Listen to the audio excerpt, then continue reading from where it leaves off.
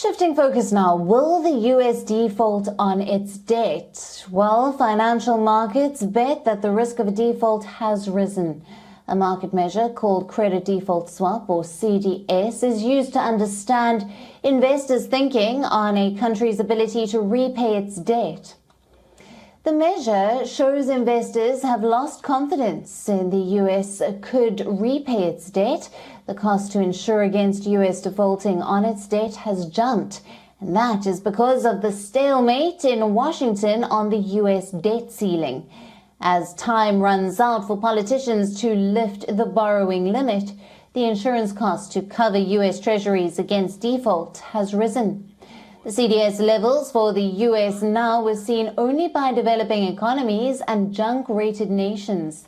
The cost is now equal to what it is for Greece, Brazil, and Mexico, which have defaulted many times. These countries have a credit rating many rungs below the investment grade rating of the US. US President Joe Biden said that Congress needs to move fast to increase the $31.4 trillion debt ceiling.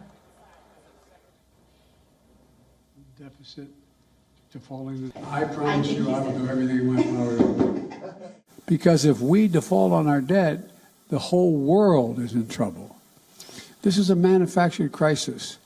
There's no question about America's ability to pay its bills. America has the strongest economy in the world, and we should be cutting spending and lowering the deficit without a needless crisis, in a responsible way.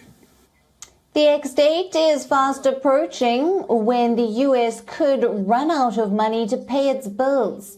The Treasury Secretary, Janet Yellen, says that could be as early as the 1st of June. So politicians are really running out of time and will need to come to a consensus soon. The political posturing and war of words will only make investors more nervous between now and the 1st of June. As you know, I've asked Congress to raise or suspend the debt limit. Since 1789. WION, now available in your country. Download the app now. Get all the news on the move.